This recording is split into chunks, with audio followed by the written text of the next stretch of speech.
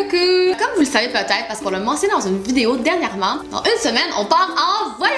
Fait qu'on avait envie pour l'occasion de faire une vidéo sur des trucs et des astuces qui vont vous aider à partir en voyage efficacement. Souvent quand on brainstorm pour chercher des vidéos, on s'inspire de qu'est-ce qui se passe dans notre quotidien, puis là, on en a vraiment par-dessus la tête avec le voyage, on pense qu'à ça, puis on planifie que ça. Fait qu'on s'est dit que c'était un bon prétexte pour vous faire cette vidéo-ci. Fait qu'on a couvert plusieurs sujets, on va vous parler des astuces plus beauté, plus fashion, des astuces côté technologie, des trucs importants à pas oublier. Et là, on n'est pas allé dans le trop obvious. Évidemment que vous allez pacter votre brosse à dents. On a voulu vous présenter plus des astuces auxquelles vous auriez peut-être pas nécessairement pensé. Fait que si ça vous intéresse, restez à l'écoute parce que c'est parti. On va commencer tout de suite avec la catégorie beauté. Donc vous allez voir au long de la vidéo, pour chaque astuce, on vous a préparé des trucs pour avant le voyage et une fois que vous êtes dans l'avion ou dans l'auto, parce que nos conseils s'appliquent aussi si jamais vous partez en road trip. Fait que la première chose dont on veut vous parler, moi et Marianne, on y a pensé parce qu'on a tendance à utiliser les mêmes produits. Fait qu'on s'est dit, pourquoi pas amener une seule routine pour la peau plutôt qu'en amener deux. Là, ce truc-là fonctionne si jamais vous avez une amie qui a pas mal le même type de peau. Moi, j'ai la peau normale à mix et Gabrielle a la peau grasse. Fait que souvent, les produits visent un peu ce type de peau-là ensemble. Nous, ici, on a la gamme de Déclaré qui est pour les peaux combinaison à grasse. Fait qu'on va porter juste ça pour toutes les deux. Anyway, on va passer 24 heures sur 24 ensemble. Fait qu'on va probablement se nettoyer et s'hydrater le visage ensemble aussi.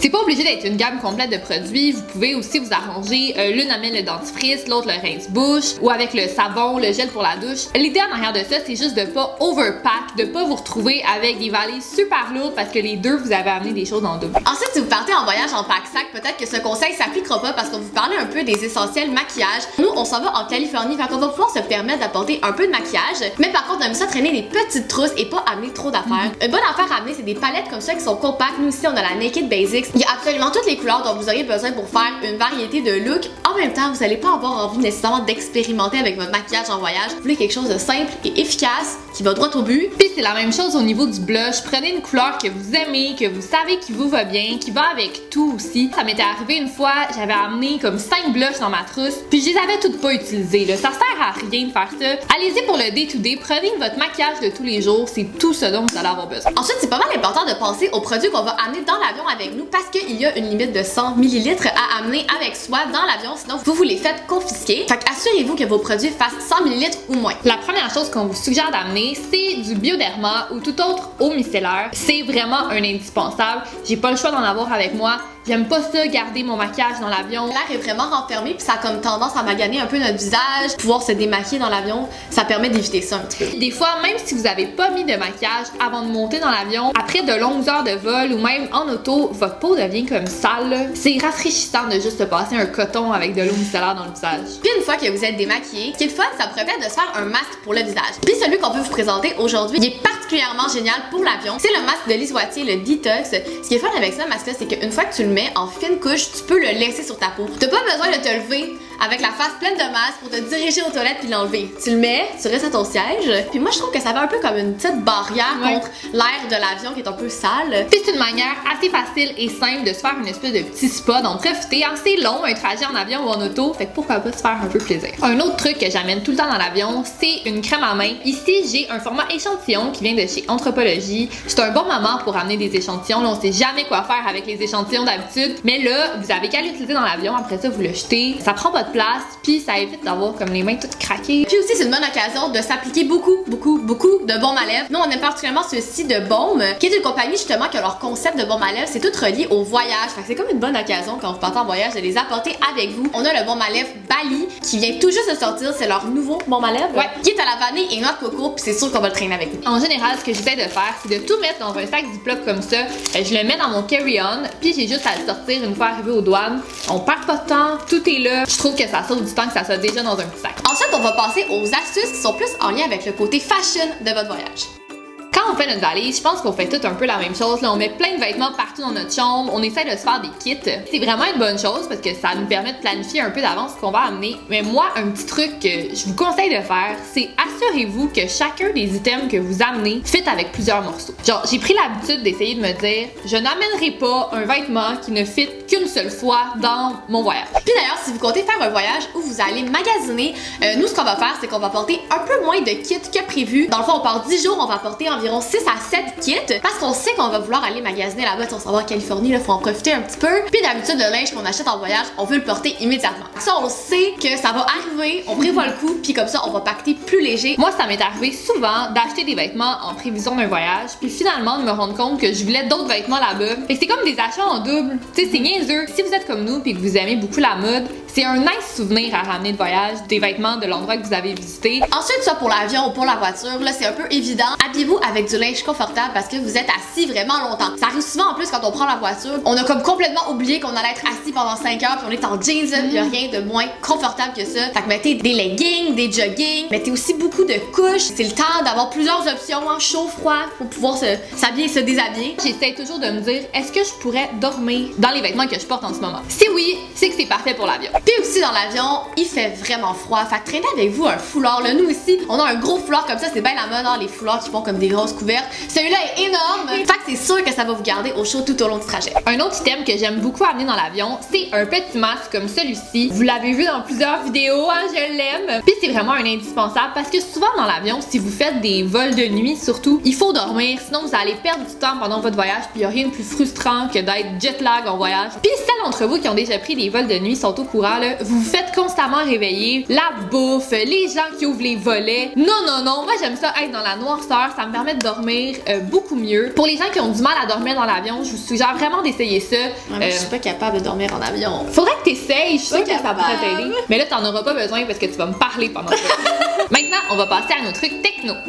Je pense que le truc le plus important que je pourrais vous donner, ça serait d'acheter des cartes mémoire en backup. Parce que si vous êtes comme moi, vous allez vouloir prendre un paquet de photos, puis je vais pas vouloir me gêner puis me retenir de prendre des photos. Puis y a rien de pire que comme vous voyez la photo parfaite, vous arrivez pour la prendre, puis votre carte mémoire est pleine, puis vous en avez pas d'autres. Surtout quand on part en voyage, on n'a pas accès à du Wi-Fi, on n'a pas accès à notre ordinateur, on le traînera pas nécessairement avec nous, on n'aura pas accès à un disque dur pour faire des backups. Fait que c'est vraiment important d'acheter plusieurs cartes mémoire pour faire une rotation. Puis quand vous allez revenir de votre voyage, vous allez avoir toutes vos photos sur vos cartes mémoire. C'est aussi important de s'y prendre d'avance, ça vous permet de regarder les rabais, peut-être d'acheter des cartes mémoire moins chères. Ça m'est déjà arrivé en voyage. Je manquais de place sur ma carte mémoire, fait que j'en ai acheté une.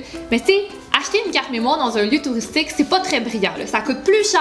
Les vendeurs savent que vous en avez besoin, fait que vous vous faites un peu avoir. C'est dommage, surtout quand c'est quelque chose qu'on peut planifier d'avance. Puis moi, qu'est-ce que je vous conseillerais, c'est d'acheter une 64 GB. Il y a beaucoup de photos qui peuvent être stockées sur une 64 GB, contrairement à comme une 16 GB. C'est un achat un peu poche, pas très le fun d'aller acheter une carte mémoire, mais vous allez être vraiment content rendu là-bas. Une autre petite chose qu'on entend parler vraiment beaucoup récemment, c'est les forfaits téléphoniques avec des données à l'international. Vous payez genre 5$ par jour, puis vous pouvez utiliser votre internet comme à la maison. C'est pas pour tout le monde. Il y a des gens, puis je vous comprends tellement, qui vont en voyage pour se couper du monde. Mais nous, surtout un voyage comme celui qu'on s'en va faire, on a envie de vous le faire partager. Pour nous, ça va être quelque chose qui va changer notre vie, honnêtement, en voyage. Puis ça m'est arrivé vraiment souvent d'avoir des factures de téléphone hyper salées en revenant de voyage parce que j'étais allée sur Google Maps pour chercher quelque chose. C'est pas le fun. Fait que c'est bien que ça existe maintenant. Ensuite, lorsque vous allez prendre l'avion, je pense qu'un autre vraiment bon conseil, ça serait de traîner tous vos objets électroniques de grande valeur avec vous. Fait que votre caméra, votre ordi si vous en traînez un, votre iPad, votre téléphone, vos chargeurs aussi. Il pourrait vraiment vous arriver une malchance là, de laisser votre caméra dans vos bagages puis que votre valise se perde ou que quelqu'un vole votre valise, ça se peut. Ça serait vraiment dommage. Puis je pense que ça pourrait vraiment gâcher votre voyage de pas avoir ces choses-là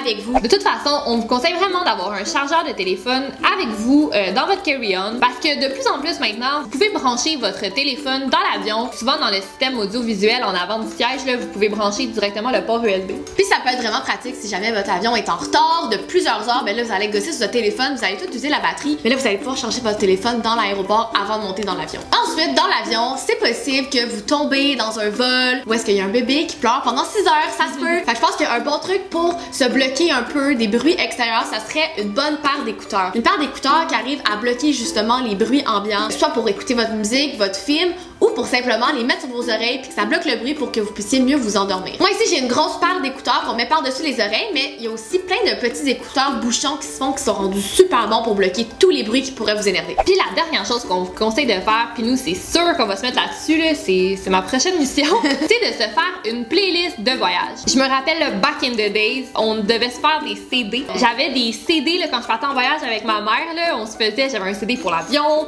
des CD pour la route. Quand on faisait des road trips il y y a comme 3-4 ans, on se faisait encore des CD. C'est fou, hein? Maintenant, avec Spotify, c'est rendu tellement simple. Moi, c'est ça que j'utilise. Il y a plein d'autres applications. Vous pouvez faire directement votre playlist. Puis si vous avez Spotify Premium, vous pouvez enregistrer les chansons directement sur votre téléphone. Pas besoin d'avoir accès à l'Internet pour écouter la musique. Fait que c'est ce qu'on va faire pour l'avion. Quand tu reviens de voyage, tu réécoutes ces chansons-là, puis là, t'es comme, oh, ça te rappelle juste ton voyage. Je sais pas, ça fait des beaux souvenirs. Ça m'est arrivé quelques fois de partir puis d'oublier d'enregistrer mes chansons préférées. Puis là, t'es en voyage, puis tu veux juste les écouter dans ton voyage, puis tu les as pas. Fait que je pense que c'est un truc important à pas oublier. Et on va terminer avec les papiers qui sont importants de traîner avec vous à ne pas oublier.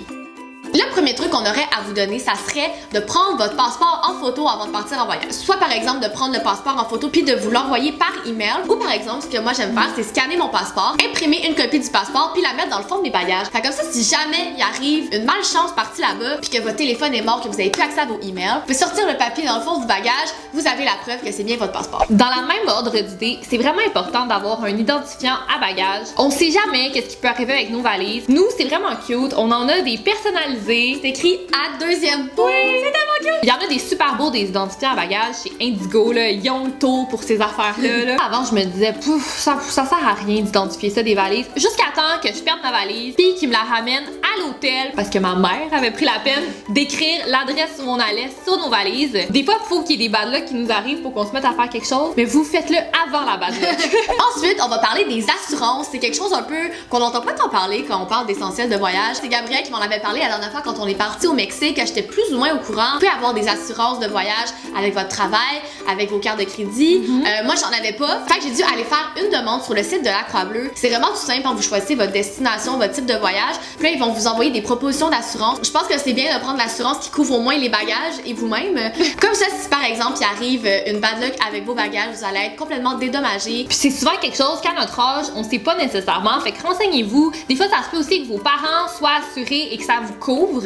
Donc, ça vous évite d'avoir à le faire, mais c'est bien important de vérifier avant. Aussi, oubliez pas vos pièces d'identité. Vous avez des cartes étudiantes si vous êtes encore à l'école. Il y a souvent des rabais dans les musées ou dans les tours qui sont organisés. Ça peut vous sauver de l'argent. Moi, ça m'est arrivé souvent de me dire, oh shit, j'aurais dû avoir ma carte avec moi. Je suis étudiante, mais je peux pas le prouver. Puis, comme pour le passeport, vous pouvez les prendre en photo et les garder dans votre téléphone. Comme ça, vous êtes sûr que vous les avez avec vous. Et on va terminer avec notre dernière astuce qui est de partir avec de l'argent comptant déjà échangé dans la monnaie du pays où est-ce que vous allez. Encore une fois, si jamais vous arrivez là-bas, qu'il se passe quelque chose de pas correct, je pense que c'est le fun d'avoir un petit montant d'argent déjà changé. Ça va vous enlever un stress, que ce soit juste 100$, un petit backup qui va vous aider si jamais vous êtes mal pris. Vous pouvez aussi demander à vos parents, à vos amis. Souvent, il y a des gens qui ont été en voyage, qui ont des vieux euros, des vieux dollars US dans leur fond de tiroir ou qui gardent ça depuis qu'ils sont revenus. Moi, j'ai demandé à ma mère, elle avait 50$ US à nous donner. J'étais comme wow! Et voilà ce qui conclut notre vidéo où on vous a présenté plusieurs astuces pour partir en voyage efficacement. Quand vous allez regarder la vidéo, on sera pas encore en voyage, mais on va être très proche d'être parti. Fait que vous penserez à nous parce qu'on va bientôt être dans l'avion.